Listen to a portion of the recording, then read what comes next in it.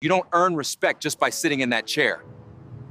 Respect isn't something you give, it's something I've earned every single day. Cop mocked a disabled vet and towed his van 5 minutes later. Marines blocked every exit. The scorching Oklahoma sun beat down mercilessly on the asphalt parking lot as James Carter maneuvered his wheelchair toward the accessible parking space. In 5 minutes, his world would shatter.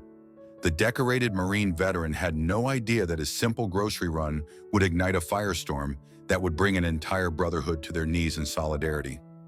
The supermarket parking lot in Tulsa stretched endlessly under the brutal summer heat of 2025, waves of hot air rising from the black asphalt like ghostly fingers reaching toward the cloudless sky. Cars gleamed like metallic islands in an ocean of concrete, their chrome bumpers reflecting the sun's relentless glare. James Carter, 35 years old with weathered hands that had once gripped rifles in the deserts of Afghanistan, guided his modified van into the designated handicapped space with practiced precision. The van itself told a story of adaptation and resilience. Its side bore the scars of modification, a hydraulic lift that lowered with a mechanical whir, grab bars welded with military precision, and a dashboard cluttered with the tools of independence that most people took for granted. James had purchased it 3 years ago with his disability benefits, transforming it from a simple vehicle into his lifeline to the world beyond his small apartment. As he prepared to exit, James caught his reflection in the rearview mirror. Dark skin stretched taut over sharp cheekbones, eyes that had witnessed too much, and the kind of quiet strength that came from surviving what others couldn't imagine. His left leg ended abruptly below the knee, a reminder of the IED that had claimed not just his limb, but his sense of invincibility on a dusty road outside Kabul. The prosthetic waited in the van's cargo area, but for short trips like this, the wheelchair was easier. The Purple Heart medal tucked safely in his wallet felt heavier than its actual weight. James had earned it the hard way, pulling 2 wounded Marines to safety before the second explosion took his leg. The memory still haunted his dreams, but it also fueled his determination to live each day with purpose. He had survived worse than grocery shopping in the Oklahoma heat. Officer Ryan Holt's patrol car pulled into the lot with the lazy confidence of authority unchallenged. 30 years old and already bitter about his career trajectory, Holt had developed a reputation for finding trouble where none existed. His uniform was crisp, his badge polished, but his eyes held the cold calculation of someone who had forgotten that his job was to serve and protect. Today, he would learn what happened when you picked a fight with the wrong person. The confrontation began before James could even lower his wheelchair lift. Holt's boots clicked against the asphalt as he approached with deliberate slowness, his hand resting casually on his belt. "Hey, you don't look disabled to me," he called out, his voice carrying the mocking tone of someone who had never faced real adversity. "This spot isn't for people pretending to be something they're not." James felt the familiar surge of anger that came with ignorance, but his military training kept his voice steady. "I have all the proper documentation, officer," he replied, reaching for his wallet with movements that were both careful and dignified. The disabled veteran placard hung clearly from his rearview mirror, and his medical records were always within reach, a sad necessity in a world that questioned invisible wounds. But Holt wasn't interested in documentation.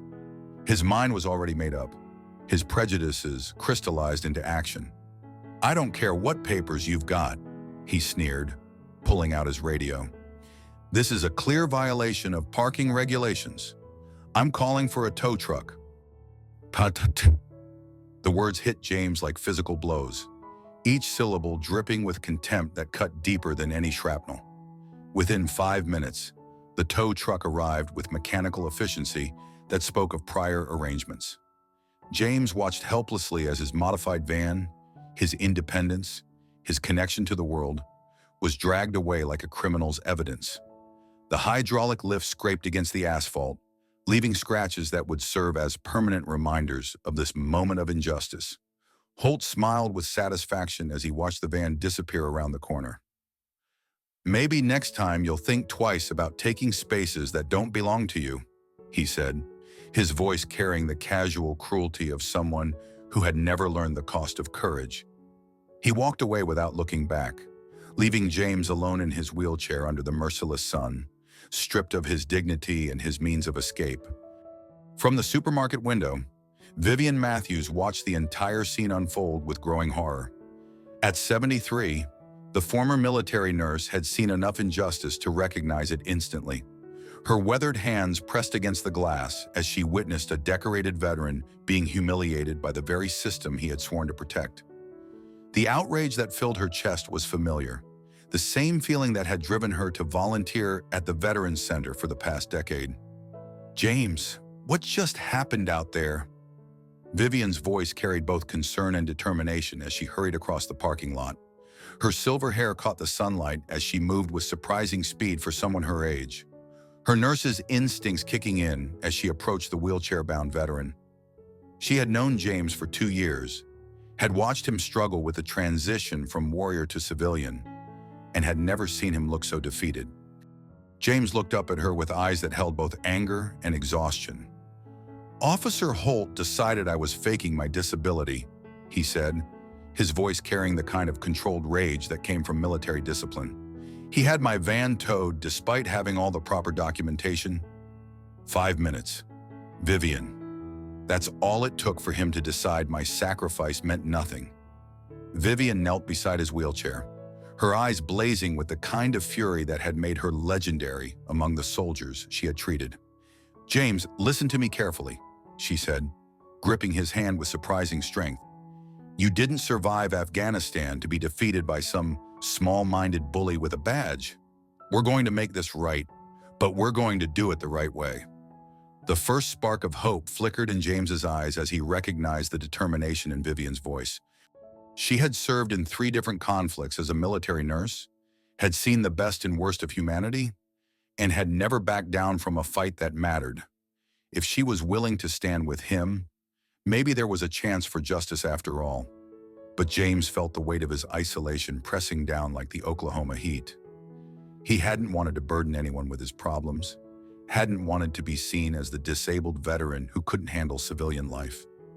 The shame of the public humiliation mixed with his anger, creating a toxic cocktail of emotions that threatened to overwhelm him.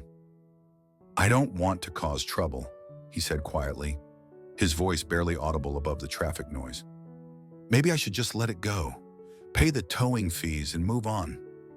The words tasted bitter in his mouth, but the fear of making things worse was stronger than his desire for justice. Vivian's expression softened, but her resolve didn't waver. "James, you were a Marine. You know better than anyone that sometimes the most important battles are the ones we don't want to fight." She paused while studying his face. "Tell me about your unit. Tell me about the brotherhood you served with." The question unlocked something in James that had been dormant for too long. He began to speak about his fellow Marines, about the bonds forged in combat, about the unwritten code that no Marine was ever left behind. As he talked, his voice grew stronger, the memories of camaraderie and shared purpose washing away some of the shame and isolation. "I used to be part of a local veterans group," he admitted. "We'd meet once a week, support each other through the tough transitions. But after the injury, after the nightmares got worse, I stopped going. I didn't want them to see me as weak." The confession hung in the air between them like a bridge waiting to be crossed. Vivian nodded with understanding. "James, weakness isn't falling down. Weakness is staying down when you have people willing to help you up." She pulled out her phone, her fingers moving with surprising dexterity for someone her age. "I know some of those Marines. They've been asking about you. Maria Rodriguez, Tom Chen, David Williams. They're all still active in the community." The mention of his former brothers in arms sent a jolt through James. Maria had been his closest friend in the group, a fierce Latina who had faced her own battles with discrimination in the military. Tom had lost an arm in the same deployment that cost James his leg, and David had invisible wounds that ran deeper than any physical injury. "They probably think I abandoned them," James said, but there was hope creeping into his voice. "I haven't returned their calls in months." Satan. The guilt of his isolation mixed with the possibility of reconnection, creating a complex emotional landscape that Vivian navigated with the skill of someone who had spent decades helping wounded warriors. "The only way to find out is to ask," Vivian replied, already scrolling through her contacts. "But first, we need to document what happened here. I took pictures of the incident, and I'm going to help you file a complaint. This isn't just about you, James. This is about every disabled veteran who has been dismissed, ignored, or humiliated by people who should know better." The plan began to take shape as they talked. Vivian's connections in the veterans community ran deep, and she knew exactly who to call. Within an hour, she had reached out to Maria Rodriguez, who immediately agreed to help. The network of support that James had abandoned was still there, waiting for him to come home. The first meeting took place at the Veterans Center 3 days later. James arrived early, his nerves jangling like alarm bells as he wondered if his former brothers and sisters would accept him back. The center was a modest building with flags from every branch of the military, a place where the wounds of war were treated with understanding rather than judgment. Maria Rodriguez was the first to arrive, her presence filling the room with the kind of energy that had made her a natural leader in the Marines. At 38, she had faced her own battles with discrimination and had emerged stronger, more determined to fight for those who couldn't fight for themselves. When she saw James, her face lit up with genuine joy. "Hermano, where have you been hiding?" she asked, embracing him with the fierce affection of someone who had shared foxholes and fears. "We've been worried sick about you." The warmth in her voice broke through James's defenses like sunshine through storm clouds. Tom Chen and David Williams arrived shortly after, followed by 6 other Marines who had maintained their bonds long after their service ended. The room filled with the comfortable banter of people who had shared the ultimate experience of trust and sacrifice. For the first time in months, James felt like he belonged somewhere. As the group listened to James's story, their expressions shifted from concern to anger to determination. These were people who understood what it meant to be dismissed, to have your service questioned, to fight for respect in a world that had moved on from their sacrifices. The injustice done to James was an injustice done to all of them. "This stops now," Maria said, her voice carrying the authority of someone who had never backed down from a fight. "We don't let one of our own be disrespected by some coward with a badge." The others nodded in agreement, their unity as solid as it had been in combat. But Vivian had a different approach in mind. "We're not going to stoop to their level," she said, her voice carrying the wisdom of someone who had seen too many battles fought the wrong way. "We're going to use their own system against them. We're going to show them what happens when you mess with people who know how to organize, how to fight, and how to win." The plan that emerged was both simple and brilliant. They would research Officer Holt's history, document the incident, and then take their fight directly to the heart of the system. But they would do it with the discipline and precision that had made them effective warriors, not as an angry mob seeking revenge. Maria took the lead on research, using her connections in the legal community to dig into Holt's background. What she found was disturbing but not surprising. The officer had a pattern of behavior that suggested deeper issues with authority and prejudice. There had been complaints before, but they had been buried in bureaucracy and professional courtesy. "This guy has a history," Maria reported to the group. 3 complaints in the past 2 years, all dismissed as misunderstandings. One involved a disabled veteran, another a minority family, and the third a homeless man. He's been protected by the system, but the system has cracks we can exploit. The discovery of Holt's pattern of behavior changed everything. This wasn't just about one incident of poor judgment. It was about a systemic problem that had been allowed to fester. The group's mission expanded from seeking justice for James to protecting the entire community from future abuse. Vivian's role became crucial as she reached out to media contacts, civil rights organizations, and political figures who had the power to create real change. Her decades of community service had built a network of allies who trusted her judgment and were willing to act on her recommendations. The breakthrough came when they learned about a community outreach event scheduled at the police station. The department was hosting a public forum designed to improve community relations, with Officer Holt scheduled to speak about his commitment to serving all citizens. The irony was too perfect to ignore. "This is our chance," James said, his voice stronger than it had been in months. "We go in there, not as vigilantes, but as concerned citizens demanding accountability. We use their own event to expose the truth." The transformation in his demeanor was remarkable. The defeated veteran had been replaced by the determined Marine. The week leading up to the confrontation was filled with careful preparation. The group reached out to other veterans, disability rights advocates, and community leaders who had been affected by similar incidents. The response was overwhelming, with more than 30 people volunteering to participate in the peaceful demonstration. James found himself at the center of a movement that was bigger than his personal grievance. The incident in the parking lot had become a symbol of broader issues that needed to be addressed. The responsibility was both humbling and energizing, reminding him of the leadership skills that had made him an effective NCO.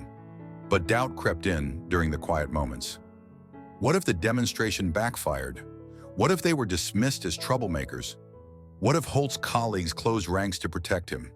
The fear of failure was almost as strong as the desire for justice.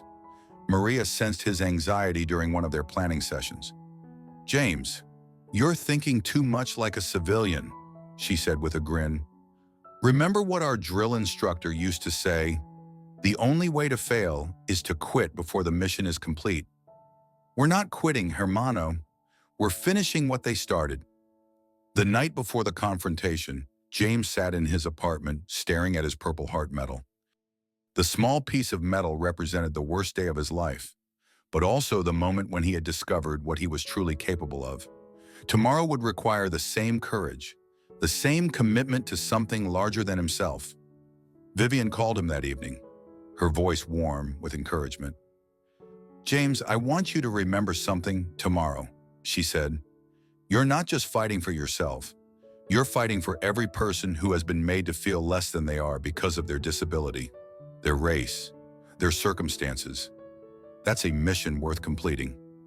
The morning of the demonstration dawned clear and hot, with the kind of Oklahoma sun that seemed to burn away pretense and reveal truth. James arrived at the police station early, his heart pounding with the familiar mixture of fear and determination that had carried him through combat.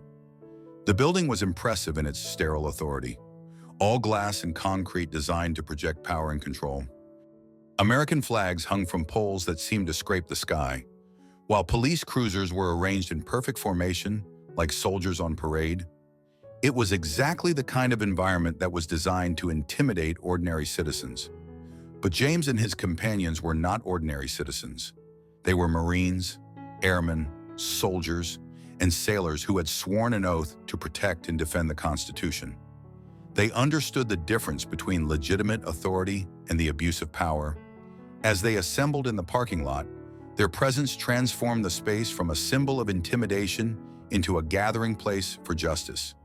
The group had grown to include more than 40 people, ranging from Vietnam veterans to young soldiers who had served in Iraq and Afghanistan. They wore their service with quiet pride, not as a weapon but as a shield against those who would question their right to demand accountability. Maria coordinated the logistics with military precision, assigning positions and responsibilities based on each person's strengths and experience. Tom Chen handled media relations, while David Williams managed security and crowd control. The operation ran with the smooth efficiency of a well-trained unit. As the community forum began inside the police station, the veterans took their positions around the building's exits. They didn't block the doors, but their presence was unmistakable. Each exit was flanked by men and women in military clothing, holding signs that read, "Respect our service" and "Justice for James." The impact was immediate and powerful. Police officers arriving for duty found themselves walking past veterans who had served their country with honor. Community members entering the building were forced to confront the reality of what had happened to one of their own. The demonstration was peaceful but impossible to ignore. Inside the auditorium, Officer Holt began his presentation with the confidence of someone who had never been held accountable for his actions. He spoke about community partnerships, professional standards, and his commitment to serving all citizens. The words rang hollow in the room where many people now knew his true character. James waited until Holt finished his prepared remarks before making his move. With Vivian pushing his wheelchair, he entered the auditorium through the main doors, followed by a stream of veterans who had served their country in combat. The sight of the disabled Marine veteran surrounded by his brothers and sisters in arms created a moment of absolute silence. "Officer Holt," James said, his voice carrying clearly through the room without any need for amplification. "I'm James Carter, the disabled veteran whose van you had towed last week. I'm here to share my story with the community you claim to serve." The room erupted in whispers and murmurs as people recognized the significance of the moment. Holt's face went pale as he realized that his past had finally caught up with him. The comfortable anonymity of bureaucratic abuse was stripped away, replaced by the harsh light of public accountability. James began to speak, his voice growing stronger with each word. He told the story of his service, his sacrifice, and his humiliation at the hands of an officer who had sworn to protect and serve. The room listened in rapt attention as he described the loss of his independence, the public shame, and the struggle to maintain his dignity in the face of such treatment. But the real moment of truth came when Maria Rodriguez stood up from her seat in the audience. "I need to share something with everyone here," she said, her voice carrying the authority of someone who had earned the right to speak. "Officer Holt, this isn't the first time you've abused your authority. I've done some research into your background, and I found a pattern of behavior that should concern every citizen in this room." She proceeded to detail Holt's history of complaints, his pattern of targeting vulnerable populations, and the department's failure to address his behavior. Each revelation hit the room like a physical blow, destroying any pretense that the incident with James was an isolated mistake. The community forum, designed to showcase the police department's commitment to service, had become a trial by fire for an officer who had abused his position. The veterans outside maintained their silent vigil, their presence serving as a reminder that accountability was not optional for those who claimed to serve. Holt's supervisor, Captain Sarah Walsh, found herself in an impossible position. The evidence was overwhelming. The community was watching, and the media was beginning to take notice. The careful balance of professional courtesy and public relations was collapsing under the weight of truth. "I want to thank Mr. Carter and his supporters for bringing this matter to our attention," Captain Walsh said, her voice carefully controlled. "The department takes all complaints seriously, and we will conduct a thorough investigation into Officer Holt's conduct. Effective immediately, Officer Holt is suspended pending the outcome of that investigation." The announcement sent a ripple of satisfaction through the room, but James wasn't finished. He had something more important to say than simply claiming victory over one bad officer. "I didn't come here for revenge," he said, his voice carrying the weight of hard-won wisdom. "I came here because I believe in the oath I took as a Marine, and I believe that oath means something even after I came home." He paused, looking directly at Holt, who had remained silent throughout the confrontation. "Officer Holt, I forgive you for what you did to me, but forgiveness doesn't mean forgetting, and it doesn't mean accepting behavior that hurts other people. I hope you use this opportunity to become the kind of officer that our community deserves." The grace and dignity of James's words created a moment of profound silence in the room. Here was a man who had every right to be angry, every justification for seeking revenge, choosing instead to offer the possibility of redemption. The moral authority of his position was unassailable. As the forum concluded, the veterans outside began to disperse, their mission accomplished without a single raised voice or threatening gesture. They had achieved their goal through discipline, organization, and the kind of moral courage that had defined their service to the country. The immediate aftermath of the confrontation was swift and decisive. Officer Holt's suspension became permanent termination after the internal investigation revealed additional incidents of misconduct.